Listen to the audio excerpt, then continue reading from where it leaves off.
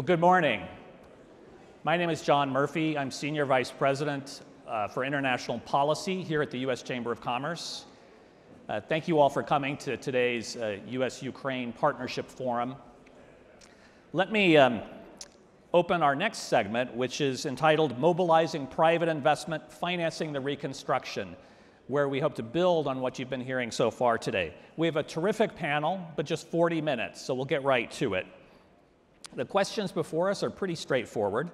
How can Ukraine secure the financing and aid it needs, not just from governments and multilateral organizations, but from the private sector?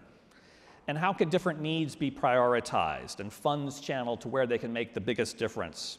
And what can be done to de-risk private investment and attract private capital for Ukraine's reconstruction? And what about the policy environment, the business climate, rule of law, and so forth? Let me introduce our panel. Immediately to my right, we have Don Graves, the Deputy Secretary of Commerce. To his right, we have Juan Alberto Leutaud, who is with BlackRock, where he is Managing Director for Financial Markets Advisory Group. Next to him, we have Julie Monaco, who is Global Head for Public Sector Banking at Citi. Next, we have Sergei Nikolaichuk, who is Deputy Governor of the National Bank of Ukraine.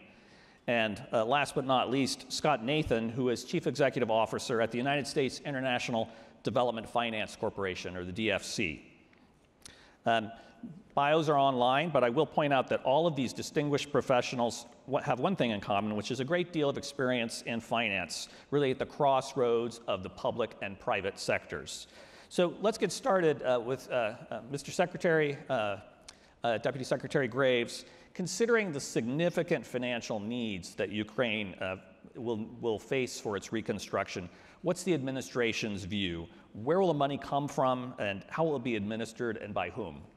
Well, first let me say thanks, John, to you, to Suzanne, and the entire Chamber team for hosting this event. It's absolutely critical that we begin this focus on the partnership and rebuilding Ukraine. I should start by saying that before we can get to the point of rebuilding, we have to actually help Ukraine win the war. That has to be done first and foremost, and that's why we at the Commerce Department are so focused, and I know Secretary Raimondo mentioned this earlier, we're so focused on doing what we can at Commerce to ensure that our export controls are biting. They're preventing Putin's war machine from gaining additional technological advantage, constraining their military-industrial complex. So we will continue to work with our coalition partners, 37 partners around the globe, to tighten the squeeze on Putin and his cronies. But we also have to recognize that when you're talking about reconstruction, we're talking, at least from our perspective, we want to build the type of engagement, the partnerships that are crucial for us to remain seen in the United States as the partner of choice, that we are seen as not just the companies, the industry, the government that is delivering for our own good, but we're doing it in a way that is focused on the long-term needs of Ukraine and the Ukrainian people. And that's something that we at Commerce have focused on a lot through our International Trade Administration, our manufacturing team at NIST, the work that we do on economic development. But Commerce typically is the back end of this, and when you're talking about the funding, when you're talking about reconstruction, you first have to focus on the front end. And to your question, how are we going to pay for it? Where are the funds going to come from? Well, it goes without saying that Russia started this war. This is Putin's war of choice. So Russia is going to need to pay for it at some point. We will make sure that that occurs. Russia has to pay for what they've wrought. But it's going to take a whole lot more resources, more dollars to get this done. The G7 has made a commitment. I'm not sure if my friend Mike Pyle talked about this earlier, but the multi-agency donor coordination platform is going to be play a key role in ensuring that we do this in a coordinated fashion. We know that the that the UN, the World Bank, the EC have been able, working with the government of Ukraine, have identified about $411 billion of need. And so we have to come up with, working together in a multilateral fashion, the resources that will be used. Certainly there's going to be government commitment from this country. We've already made huge commitments supporting the war effort and stabilizing the country, ensuring that the people of Ukraine are not suffering any more than they already have been from Putin, but also working with the independent financial institutions, working with our partners in other governments. Certainly the G7, the World Bank are going to be critical parts of this. At the end of the day, we have to identify also ways that we can ensure that these resources are going to flow in a fashion that reduces as much risk as possible, which includes working with insurance providers going forward. So it's going to take a coordinated effort across the globe, but it's why I think the U.S. Chamber in this role is so important. Private sector investment is going to be the key, and so the more that we can do to lift up the government, show that the government is positioned, the government of Ukraine is positioned to accept these investments, to understand the standards and the risks and mitigate the risks, I think we're going to create the environment where those resources will flow fairly readily in the next few years. Terrific. Turning now to Scott Nathan from the DFC. Scott, can you give us a little overview of the DFC's role here? The DFC's been active in Ukraine for years, but I know you have a lot planned in this space as well. Thanks, John, and thanks to the Chamber for hosting today and for convening this important meeting and for being such an important partner to the U.S. government in bringing the private sector and government together for events like this. You're right. DFC, the Development Finance Corporation, is open for business in Ukraine. We were there long before this unjustified and brutal war. We're there now, and we'll be there for the long term. And our goal is to support the private sector, to help unlock financing, to keep the private sector active, to attract investment, to finance projects that are critical for the development of the economy. I second everything my friend and colleague Don Graves said about the importance of providing the security assistance, the financial assistance to the at the budgetary level to Ukraine. That's critical.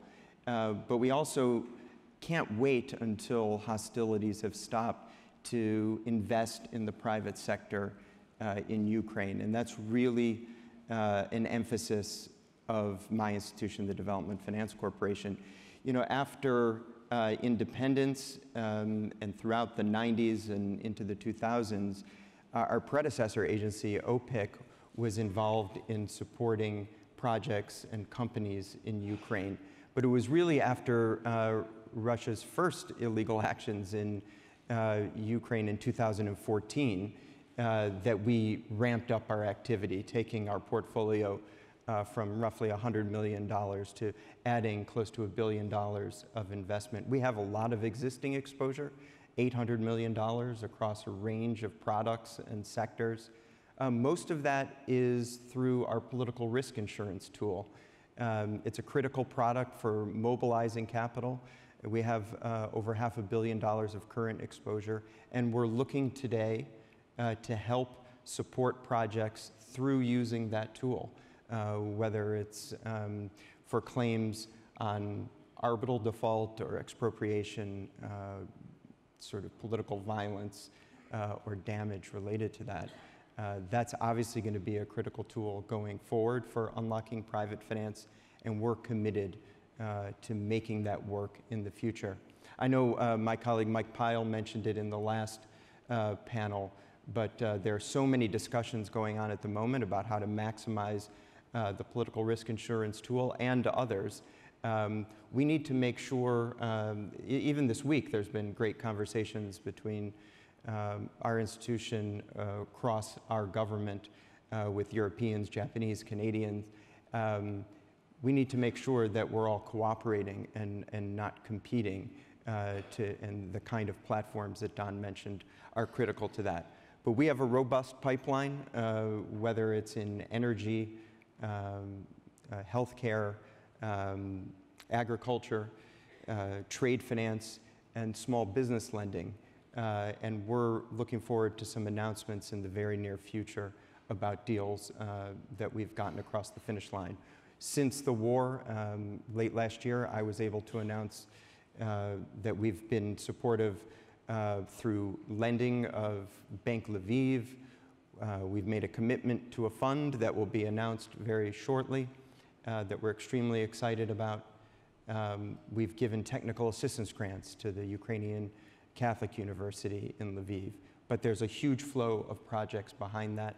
And I just want to repeat, DFC is open for business and looking forward to partnering with the private sector to help the economy grow.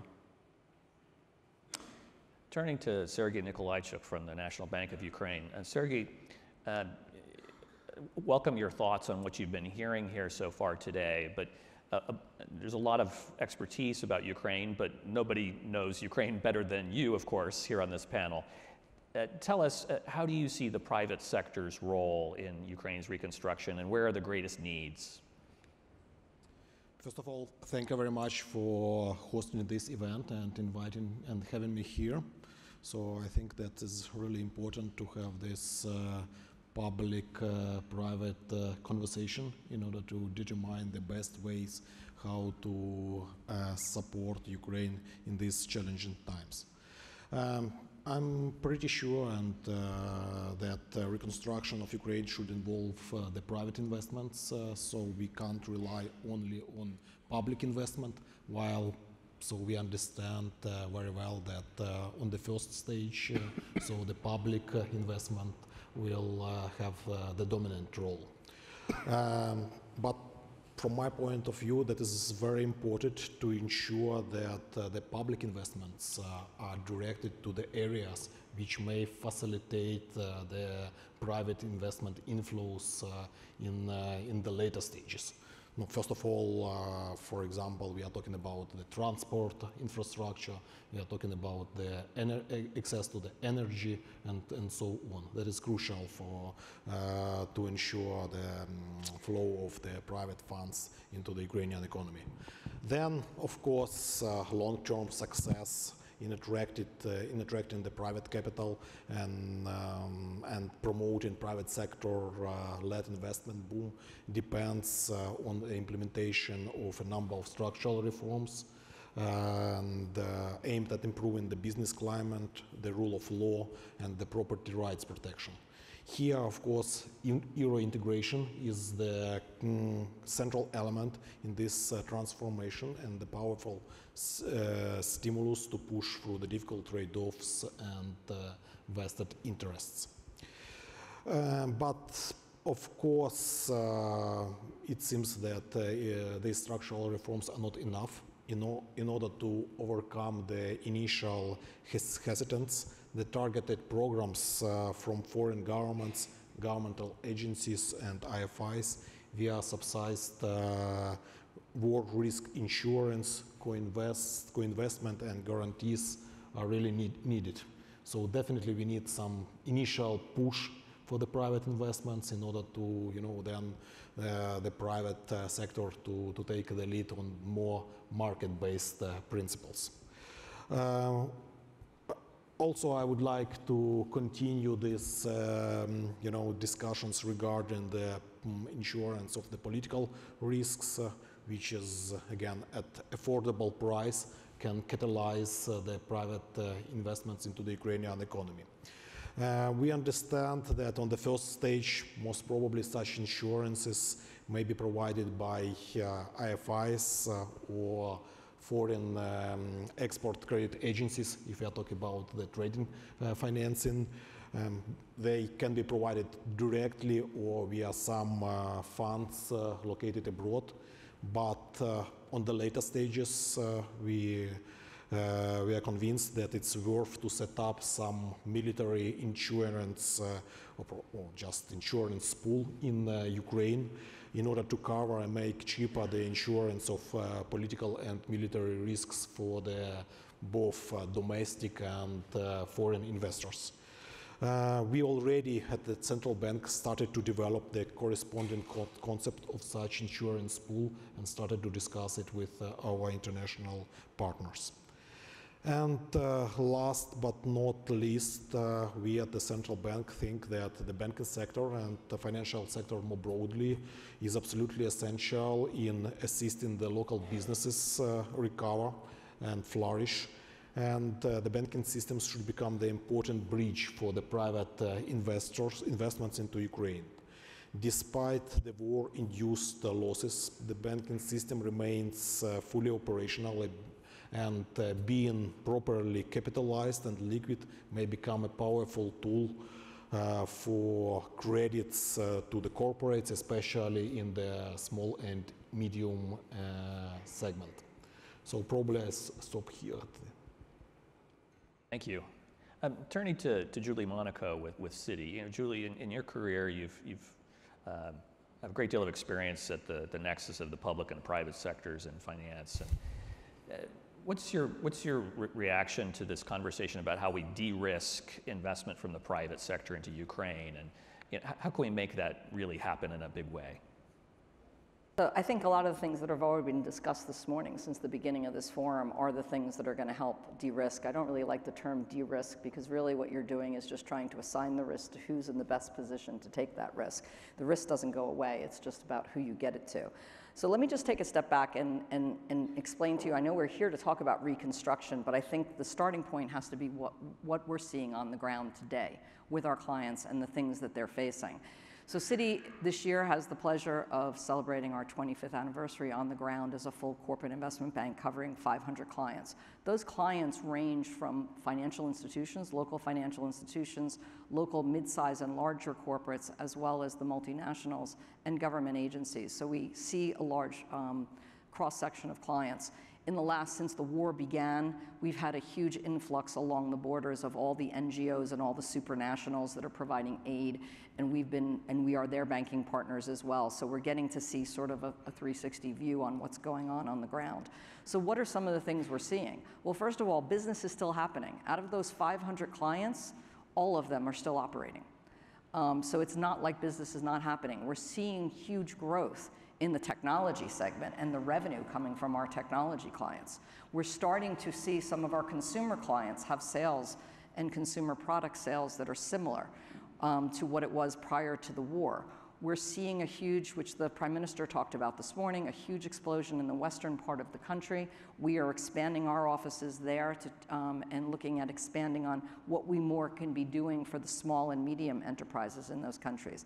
Thankfully, because of all the good work that was done by the central bank and the banking, and they went through a major restructuring of all the banks prior to the war starting, they started off this crisis in a good position and also moved very quickly. And I think that that's one of the things I would want to emphasize.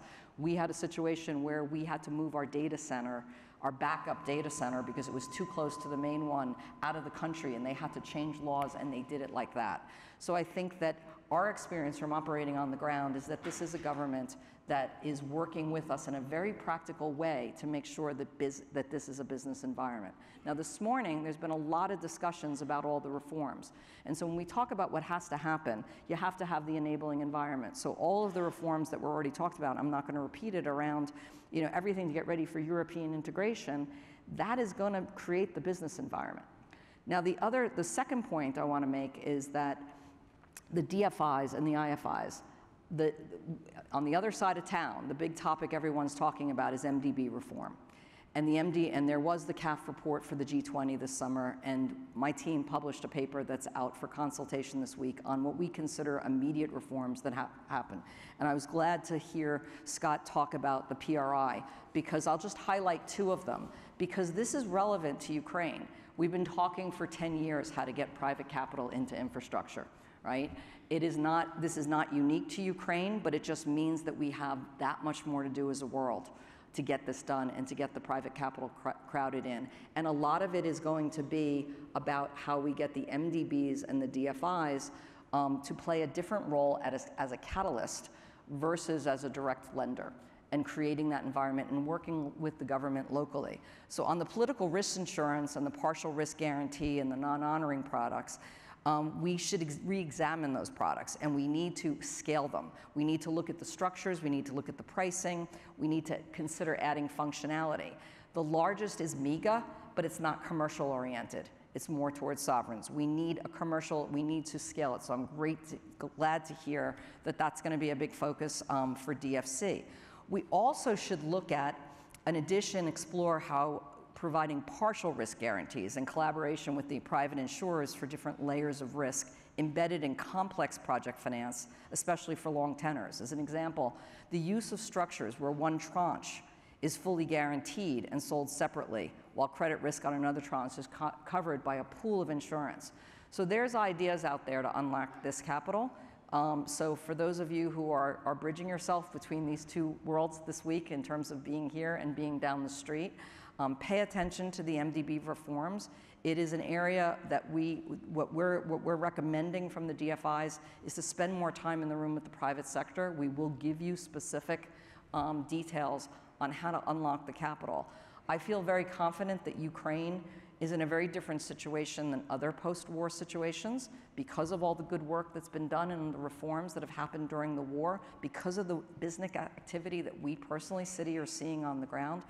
And I also think there's an opportunity, the final thing I'll say is the opportunity to use the advantage that Ukraine has as being a highly digital society and bring that digitization to the transparency for all the money that's going to flow into these projects. And I think that they're in a unique position to do that where other developing countries don't have that level of digitization.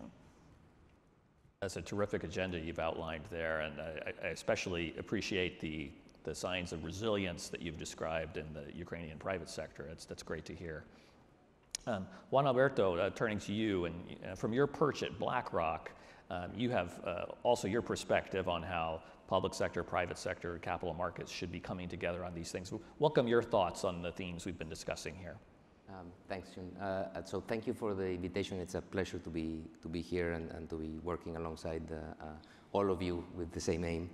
I come at this problem with sort of the background of having been an investor in emerging markets for 20 years and in real assets infrastructure. And what I've seen is if you look at projects, finance, public policy elements, these are elements that traditionally work independently from one another but work well together in markets. In a place like the US, you pass the CHIPS Act and then a factory gets proposed in Ohio or in Arizona and it gets built and it gets financed. This system is broken today in Ukraine. But mind you, it's also broken in climate transition finance and in other aspects. But for the purposes, it's broken. And so I'll do just a brief segue. I ride bikes. And just this weekend, I was out riding. And whenever you're on a bike and you see somebody who has a flat, it's just good form to ask if everything's okay. And this weekend, I had a flat tire, and I thought of Ukraine because literally 30 people rode by me and said, "Is everything okay?" And my tube had a puncture in it, so everything was not okay. And it took 30 people for the 31st to actually stop. And I thought, this is exactly the problem that we face today in Ukraine, and this is why an illustration of the system being sort of broken. How do we get the first person to stop and do something and help, or in this case, invest, as opposed to the 31st? And so I think in bringing, the answer I think is in bringing together, actively bringing together these worlds of projects, of finance, of public policy, of regulation. And the glue, in our view, that holds that together is a sufficiently thick layer of concessional capital that can serve, to your point, not necessarily to de-risk, but to realign the risk-return equation, to provide a price discovery for the risk elements. And to the extent that we can actually have that layer of concessional capital, then we can mend those links and enable those investments to move forward. Now, the good news is that I don't think we need to solve all of these links for the whole country tomorrow. So quick wins are not only desirable, in our view, they are possible. You can't solve this by just taking one element and pursuing it forward. So in other words, it will not be only about the money. It needs to be, if you just direct a lot of resources to a specific project, you will create a one-time windfall and the consequent outcry from the public in general. If you only pursue on the project side, what will happen is you end up waiting for projects to come to you, which has been, I think, one of the great deterrents from DFIs in this market and others. So they wait for projects to come and be completely ready to be financeable. You can't do that here. So if you pursue quick wins, let me give just two quick examples.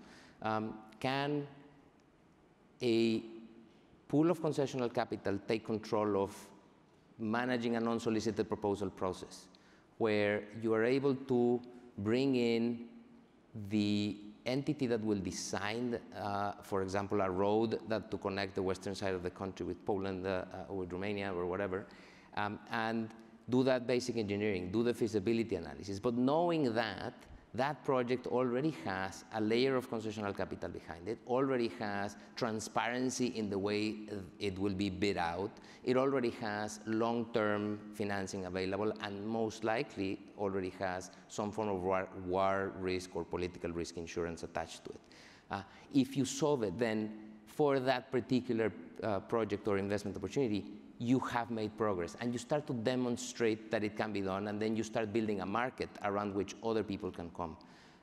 A different example, and this has been done successfully in a couple other places, can you propose a power purchase agreement for wind farms or solar farms in the western side of Ukraine? And can that agreement have, again, stapled long-term finance attached to it? Can it have war risk insurance? Can it have a transparency in the way the bid will transpire? And again, if you're able to do that, you necessarily haven't solved the whole thing for Ukraine, but you have attracted real private investment. Effectively, I think, you will have made the first biker stop to help you fix that puncture as opposed to the 31st. So I think that's the way. Terrific point, one step at a time. Mr. Secretary, back to you. You know, as you've listened to this conversation and drawing on your experience, not just in government, but in finance earlier in your career, what do you think are the immediate steps here that we should be thinking about as being both urgent and also important for setting the stage for Reconstruction? Well, you've heard a lot of it from my fellow panelists, I think. Part of this is listening to what Ukraine and Ukrainians want and need.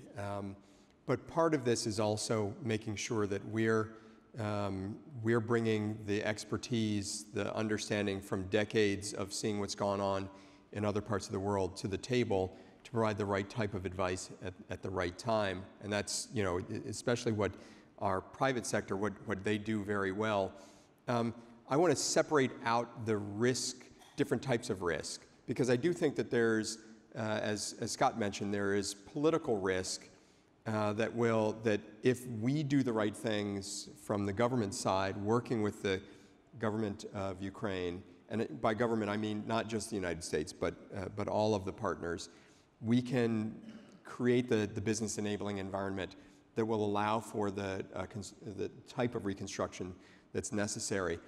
So from our vantage point, there's going to be a lot of opportunity to move quickly, and Julie mentioned this, into areas like IT. The digital side of Ukraine is one that is ripe for opportunities, continue to grow, and actually has been very successful despite everything that's going on, and maybe as a result thereof. The energy grid is already, we know that Ukraine does a very good job of supplying energy to the rest of the world. We know that, that agribusiness is a huge opportunity. It's also important for the rest of the world that we focus on these areas because we've seen spikes in energy prices. We've seen the type of agriculture costs go up, it's affecting the world. So it's incumbent upon us to invest the right ways early on so that we can help to rebuild the global economy that has seen challenges over the course of the last year. But it's going to take, I think it's going to take a bit of us understanding where, learning from the private sector, what are the best things that we can do as government partners to bring down costs, invest in those places that the private sector can't get to. We know that housing, schools, infrastructure are going to be critically important, but those are not as easy for the private sector to invest in. So it's going to take a little bit of that working back and forth for us to get to a place where we can move as quickly as we can to rebuild the Ukrainian economy. Thank you. Scott, I wonder if, I think Julie in particular mentioned, the importance of extending our reach to include smaller businesses as well. What are your thoughts on what DFC and maybe XM Bank and other agencies can do in that space? Well, it's a critical question because small business is so clearly the engine of economic growth around the world, and that's true, I'm sure, in Ukraine as well. It's a key pillar of our activity globally to support small business. We think about small and medium-sized enterprises in Ukraine and the way that we can support them through multiple different products. First is direct lending. I mentioned the kind of things that are in our portfolio. Second would be equity to funds, and I see our future partners from Horizon Capital in the audience. We're very excited about the first fund that has been raised since the war that will be focused on tech and services, businesses, small, medium-sized enterprises, and this is critical. And then most importantly for small business, it's through our extension of loan guarantees or sleeves of directed lending to financial institutions. Sergey mentioned it, the state of the financial institutions, the banking system in Ukraine is remarkable. And we've already announced, I mentioned it, a loan guarantee to Bank Lviv, a private bank in the western part of the country, obviously based in Lviv, where they have taken our financial support and channeled that to small businesses. When I was there for the announcement in December, I had the opportunity to learn the stories of the people who received that funding, whether they were a manufacturer of wooden pallets who kept people employed, kept his employees paying taxes, also donated some of his production to the war effort, small businesses in the agricultural sector, smallholder farmers, cafe owners, shop owners. This is the backbone of an economy. We're in discussions with many other banks in the system to see if we can provide additional financial support so that they can ramp up their activity to support small business even more than they already are. This is crucial to keep economic activity today high, and that's really our commitment. Our time is running short, but Sergey, I wonder if you could share some further thoughts about the Ukraine's ambitions on creating a better business environment, rule of law, and that enabling environment which is so important to attracting private capital. Mm-hmm. Yeah, definitely that is really important, and I suppose that this principle of building back better so implies not only to the physical sense of the reconstruction process in Ukraine, but also in the sense of building Ukraine as the modern, transparent, efficient, competitive, institution-based and rule of law-based democracy. Definitely, in order to achieve that, so we need a lot, we have a lot to do in order to change, this acceptance of Ukraine as the country which is, which is friendly for the private investments and for the businesses. Sure. Here, I suppose the situation is really different compared with our previous efforts. As I said already, we have this anchor of euro integration, and from our point of view, it will be much easier to implement these reforms, having this, the final point to which we have to come. So probably, especially I may say that in the financial sector area, so we have, that's for us, it's now much easier to, to understand, to design the reforms, the further steps, as we clearly understand that we need align our regulations with the EU standards. I suppose that in many other areas, so we can also use this European anchor in order to proceed, to go forward, and to reach the result which is really needed for Ukrainian economy. Excellent. So we're in our final stretch here, but Julie, turning to you, what are your final thoughts here on the agenda that lies ahead and reflecting on the conversation here? I mean, I think that we should come out of this room with a lot of optimism, right? Because we're hearing about all these reforms and preparing for the European Union integration, which is certainly going to address many of the issues we've been talking about for years that might have kept people from putting long-term capital into Ukraine. So I think that, you said at the very beginning, Secretary, that we have to win this war. We have to get this resolved. I think that there is desire to put private capital. We need the enabling capital now. But I know, even with our own conversations internally in Citi, that, and we do have lines to clients. We do have the ability to keep the business going to a certain extent, and thankfully, because of the different development organizations that can provide some backing in the ECAs, we're going to need that ECA multilateral development money. But I can't emphasize enough that the behavior and the products that they provide are going to have to change in order to mobilize the size of private capital that we need. We need to scale this at a level that we haven't seen in the past. And so this, and I can't underscore, and I know my colleague here agrees with me in terms of some of these reforms and these new products and services that we're going to need to mobilize the private capital. Very well said.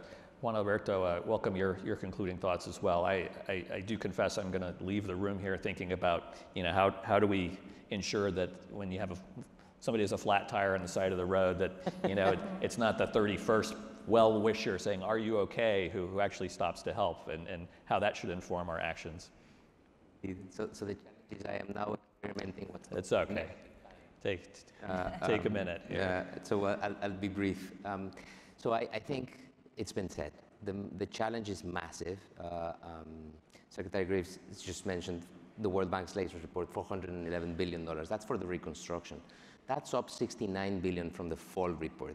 So this is only 6 months after the fact. And that does not include the challenge or the money required to elevate the economic aspiration of the country, to build back better. Things like, I'll say this very quick, can Ukraine be a green hydrogen hub, capturing the benefits of an energy generation matrix that is very competitive in this regard, renewables, nuclear? Can it be a manufacturing center taking advantage of its borders with the rest of Europe, even implementing a maquiladora program of some sort?